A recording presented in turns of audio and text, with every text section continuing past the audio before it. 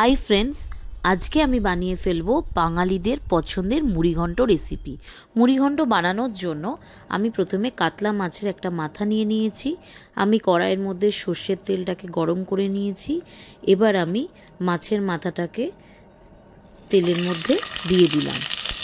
এখানে আমি 1 কাপ গোবিন্দভোগের চাল নিয়ে নিয়েছি। চালটাকে আমি খুব ভালো করে ধুয়ে রেখেছি। এবার আমি একটুখানি জল দিয়ে চালটাকে কিছুক্ষণ ভিজিয়ে রাখবো, মোটামুটি আধ ঘন্টা ভিজিয়ে রাখলেই হবে। এবার আমি মাছের মাথাগুলোর একটা সাইড ভেজে নিয়েছি, দিয়ে অপর দিকটা উল্টে দেব যাতে মাছের মাথাটা খুব ভালো করে ভাজা হয়ে যায়। আপনারা দেখতেই পাচ্ছেন মাছের মাথাটা খুব ভালো করে ভাজা হয়ে যাওয়ার পর মাথাটা কিন্তু আমি একটা প্লেটে আলাদা করে তুলে নিয়েছি। আমি এখানে একটা পেঁয়াজকে কুচিয়ে নিয়েছি, মাঝারি সাইজের পেঁয়াজ। এবার আমি মাছের মাথার তেলের মধ্যেই 1 চামচ ঘি যোগ করে দেব। ঘি দিলে কিন্তু মুড়িঘণ্টের টেস্ট অনেক বেড়ে যায়। এবার আমি তার মধ্যে দিয়ে দিলাম 2টো তেজপাতা, একটু দারচিনি, গোটা জিরে, তার মধ্যে দিয়ে দিলাম একটু শুকনো লঙ্কা, লবঙ্গ আর 2টো ছোটো এলাচ। এবার এগুলোকে আমি তেলের মধ্যে হালকা করে একটু কয়েক সেকেন্ড ফ্রাই করে নিচ্ছি। এবার আমি এর মধ্যে যোগ করে দেব পেঁয়াজ কুচিগুলো, দিয়ে আমি ভালো করে সব কিছুকে একটুখানি ভেজে নেব। পেঁয়াজটাকে কিন্তু অতিরিক্ত লাল করে ভাজতে হবে না, মোটামুটি হালকা ভাজলেই কিন্তু হয়ে যাবে। এবার সব কিছু একটু হালকা করে ভেজে নেওয়ার পর আমি এর মধ্যে যোগ করে দিলাম চালগুলো। চালের জলটা কিন্তু অবশ্যই ফেলে দেবেন এবং চালটাকে ঝরিয়ে তারপরে কিন্তু আমি চালটাকে এখানে অ্যাড করছি। চালটাকে কিন্তু সব কিছুর সাথে ভালো করে ভেজে নিতে হবে।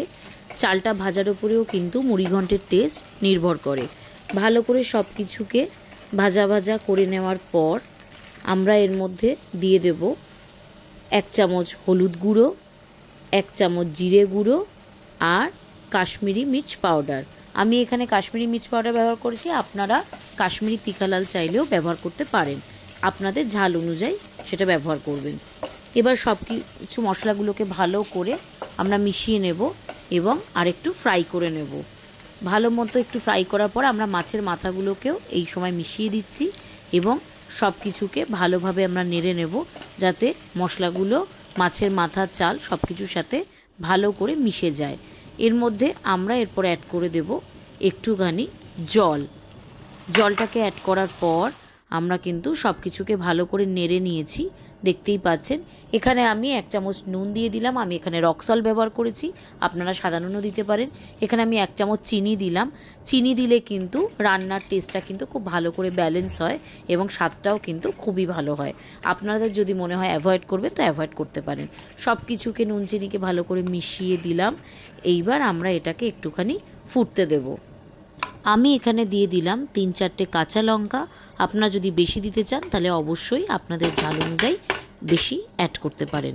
এবার আমি ঢাকা দিয়ে দিলাম এটাকে ফোটার জন্য, ভালো করে যাতে মুড়িঘণ্টের চালটা সেদ্ধ হয়ে যায়। দেখুন মোটামুটি একটু সেদ্ধ হয়ে এসছে, কিন্তু পুরোপুরি কিন্তু সেদ্ধ এখনও হয়নি।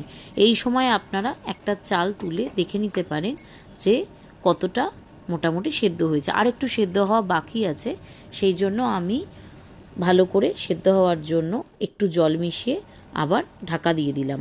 কিন্তু জলটা কিন্তু পুরোপুরি ড্রাই হতে হবে, না হলে কিন্তু মুড়িঘণ্টের টেস্ট আসবে না। দেখুন জলটা পুরো মোটামুটি এখন শুকিয়েই গেছে, মুড়িঘণ্ট আমাদের রেডি হয়ে গেছে। এবার আমরা গ্যাসটাকে অফ করে দেবো। ফ্রেন্ডস, ঝরঝরে আর টেস্টি মুড়িঘণ্ট কিন্তু একদম রেডি। আপনারা দেখতেই পাচ্ছেন। আমাকে কমেন্টসে অবশ্যই জানাবেন এটা বাড়িতে বানিয়ে আপনাদের কেমন লাগলো। এরকম রান্নার ভিডিও, রেস্টুরেন্ট ব্লগিং আর travel blogging, different types of blogging পাওয়ার জন্য আমার চ্যানেলটাকে অবশ্যই সাবস্ক্রাইব করে নেবেন। Thank you friends.